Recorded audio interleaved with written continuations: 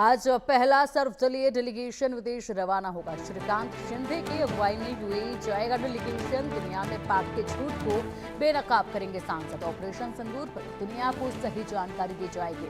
दुनिया के सामने ऑपरेशन सिंदूर की तमाम जानकारियां बारीकी से रखी जाएंगी, सही जानकारियां दी जाएंगी।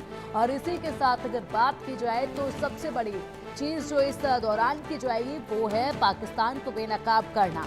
पाकिस्तान जिस तरीके से आतंकिस्तान बन चुका है उसका असली चेहरा दुनिया के सामने लाना, जिस तरीके से खुलेआम को आतंकवाद को फैला रहा है, आतंकवादियों को पालने का काम कर रहा है, जो धनराशि उसको दी जाती है विकास कार्यों पर डेवलपमेंट के लिए लगाने के लिए, वो आतंकवाद पर लगा रहा है।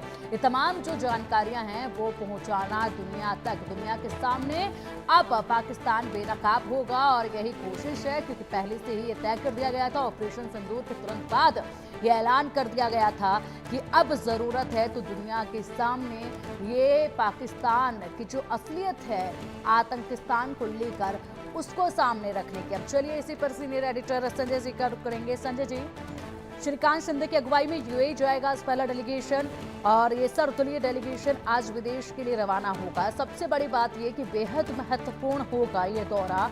इस दौरान ऑपरेशन सिंदूर की बारीकियां और सही जानकारी दी जाएगी, दुनिया के समक्ष रखी जाएंगी, और इसी के साथ पाकिस्तान को भी बेनकाब करने का काम किया जाएगा।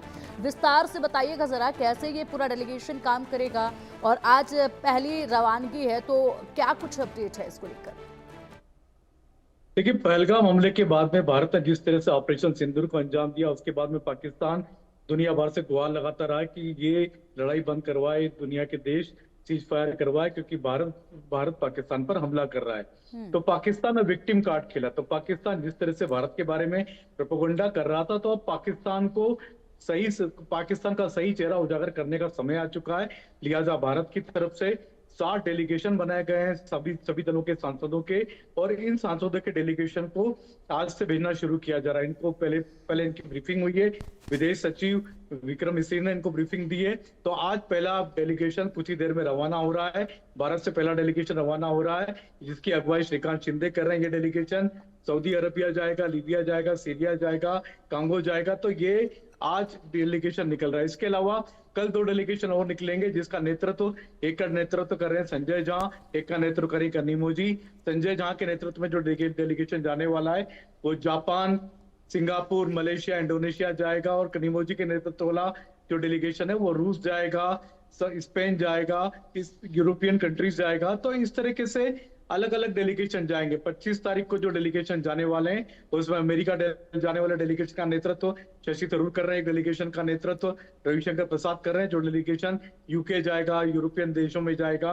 और इसी तरह से कुल मिलाकर के 60 डेलीगेशन बनाए। तो इन डेलीगेशनों की जो बात है, जो इनको जो ब्रीफिंग दी गई है, वो मैं आपको बताता हूं, क्योंकि इनसे कहा गया है कि पाकिस्तान आज से नहीं, लगभग 30 से 40 साल हो गए कि भारत में टेरर फैला रहा है, आतंकवाद एक्सपोर्ट कर रहा है। पाकिस्तान इस समय पूरी तरह से आतंकवाद की फैक्ट्री बनी हुई है। किस तरह से भारत में आतंकवाद को अंजाम दिया हमने देखा। भारत में जितने आतंकवादी हमले अब तक हुए हैं उन सब की जड़ें पाकिस्तान में निकली है। चाहे जैश ए मोहम्मद हो, चाहे लश्कर ए तोयबा हो, चाहे हिजबुल मुजाहिदीन हो, चाहे टीआरएफ हो, इनके सभी के तार और सभी के बेस कहीं ना कहीं पाकिस्तान में जुड़े रहते हैं।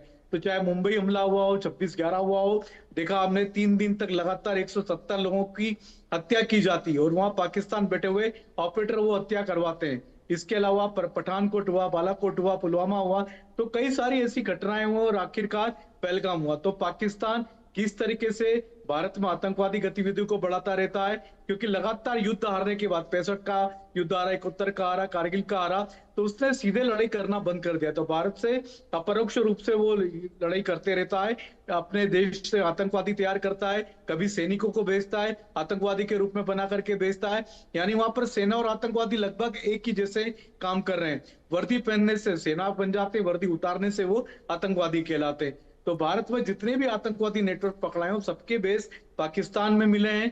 और पाकिस्तान किस तरीके से आतंकवादियों को बढ़ावा दे रहा है, उनकी शव यात्रा को में उनको राष्ट्रीय ध्वज से लिपटाया जाता है। साथ ही साथ पाकिस्तानी फौज के अफसर शामिल होते हैं, सरकार के वरिष्ठ नेता और मंत्री शामिल होते हैं।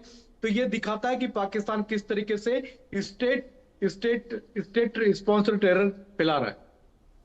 बिल्कुल, ऐसे में तमाम ये जो पहलू हैं वो रखे जाएंगे और इसी के साथ क्या आपको नजर आ रहा है कि कितना बदलाव इसके बाद देखा जाएगा?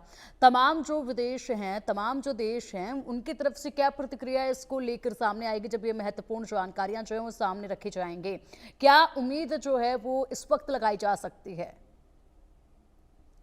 देखिए, दुनिया का सबसे बड़ा जिसको आतंकवादी कहा जाता था, जिसने कई सारे हमले कराए, यहाँ तक कि अमेरिका में भी हमला करवाया, डब्ल्यूटीओ वर्ल्ड ट्रेड टावर में हमला कराया था ओसामा बिन लादेन। वो कहाँ मारा गया, कहाँ पकड़ा गया, तो वो भी पाकिस्तान में निकला। तो ये सारी की सारी बातें पाकिस्तान के खिलाफ भारत के सांसद जब विदेशों में जाएंगे, नेताओं से मिलेंगे, सांसदों से मिलेंगे, वहां के मीडिया से बात करेंगे, तो पाकिस्तान का सही चेहरा, असली चेहरा दुनिया को बताया जाएगा कि किस तरीके से पाकिस्तान खाली भारत में नहीं, पूरी दुनिया भर में आतंकवादी गतिविधि फैला रहा है। क्योंकि ओसामा बिन लादेन भी आखिरकार पाकिस्तान में मिला, पाकिस्तान में ही मारा गया, अमेरिका ने उसको मारा और पाकिस्तान की बिना जानकारी दिए मारा गया। तो ये सारी की सारी बातें पूरी दुनिया के देशों को बताया जाएगा कि पाकिस्तान को क्यों आईएमएफ से फंडिंग देना चाहिए, क्योंकि वो जो भी फंडिंग पाकिस्तान को दी जाती है उसका उपयोग वो भारत और दुनिया के देशों में टेरर फैलाने में लगाता है। तो टेरर फंडिंग ही इसका नाम दिया जा सकता है। और पाकिस्तान पूरी दुनिया में किस तरीके से आतंकवाद का सबसे बड़ा चेहरा बन के उभरा है, ये दुनिया को बताने की कोशिश होगी भारतीय प्रतिनिधिमंडलों की। बिल्कुल संजय जी, बहुत शुक्रिया आपका इन तमाम बड़ी जानकारियों के लिए।